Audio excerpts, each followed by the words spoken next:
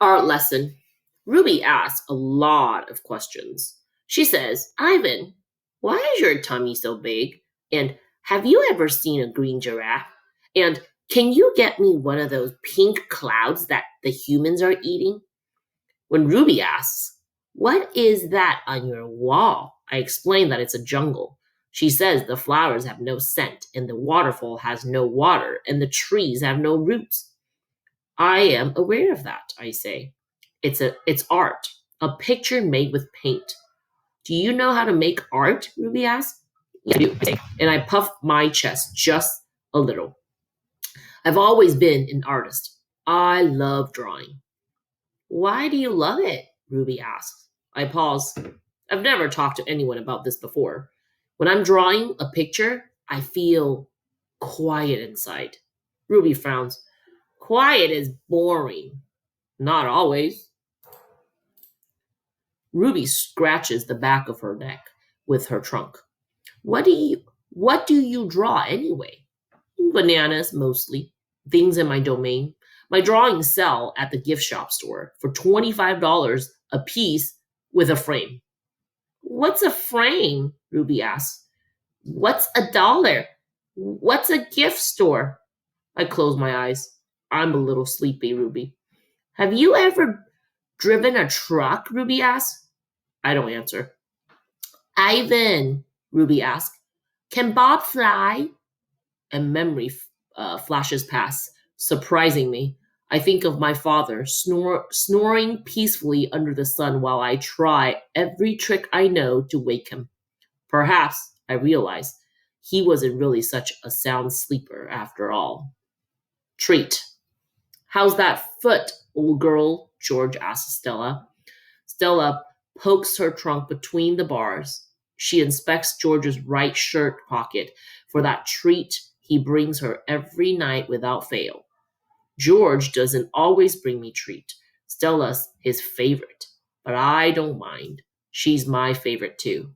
Stella sees that George's pocket is empty. She gives George a frustrated nudge with her trunk, and Julia giggles. Stella moves to George's left pocket and discovers a carrot. Nimbly, she removes it. Mac walks past. Toilet plugs up in the men's bathroom, he says. Big mess. I'll take care of it, George sighs. Mac turns to leave. Before you go, Mac, George says, you might want to take a look at Stella's foot. I think it's infected again. Darn thing never does heal up, right? Mac rubs his eyes. I'll keep an eye on it. Money's tight, though. Can't be calling the vet every time she sneezes. George strokes Stella's trunk. She inspects his pocket one more time, just in case. Sorry, girl, George says, as he watched Mac walk away. Elephant jokes. Ivan! Bob! I blink. The dawn sky is a smudge of gray flecked with pink, like a picture drawn with two crayons. I can just make out Ruby in the shadow, waving hello with her trunk. Are you awake? Ruby asks. We are now, says Bob. Aunt Stella's still asleep, and I don't want to wake her, 'cause she said her foot was hurting, but I'm really, Ruby pauses for a breath, really bored. Bob opens one eye. You know what I do when I'm bored? What? Ruby asks eagerly. Bob closes his eyes. I sleep. It's a little early, Ruby, I say.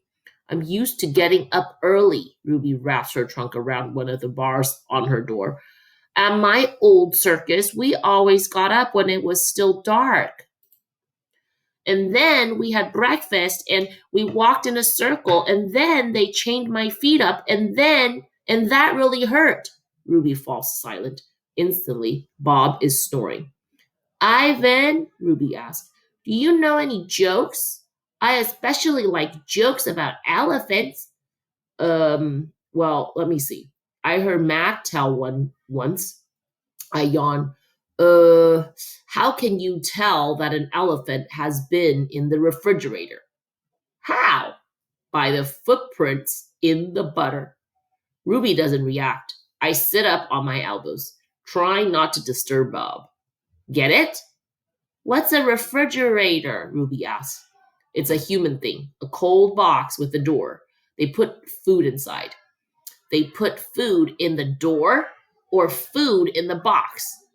And is it a big box? Ruby asks, or a little box? I can see this is going to take a while, so I sit up all the way. Bob slides off, grumbling.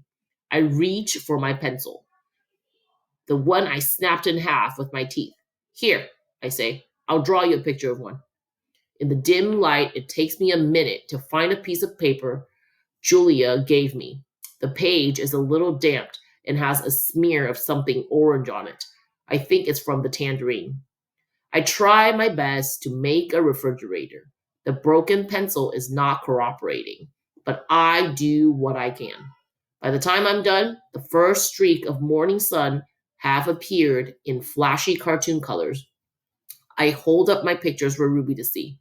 She studies it intently. Her head turns so that one black eye trained is trained on my drawing. Wow, you made that? Is that the thing you were telling me about before? Art? Sure is. I can draw all kinds of things. I'm especially good at fruit.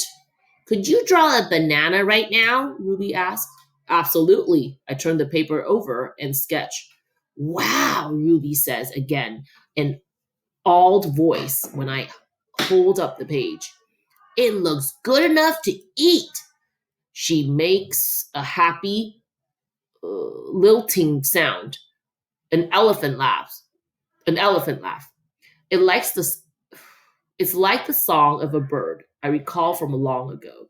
A tiny yellow bird with a voice like dancing water. Strange, I'd forgotten all about the bird. How she'd wake me every morning at dawn when I was still curled safely in my mother's nest.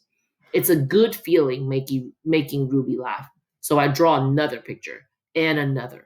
Along the edges of the paper, an orange, a candy bar, a carrot. What are you two up to? Stella asks, moaning as she tries to move her sore foot. How are you this morning? I ask. Just feeling my age, Stella says. I'm fine. Ivan is making me pictures, Ruby says, and he told me to joke. I really like Ivan, Aunt Stella. Stella winks at me. Me too, she says. Ivan? Want to hear my favorite joke? Ruby asks. I heard it from Maggie. She was one of the giraffes in my old circus. Sure, I say. It goes like this. Ruby clears her throat. What do elephants have that nothing else has? Trunks, I think, but I don't answer because I don't want to ruin Ruby's fun. I don't know, Ruby, I reply. What do elephants have that nothing else has? Baby elephants, Ruby says. Good one, Ruby, I say, watching Stella stroke Ruby's back with her trunk. Good one, Stella says softly.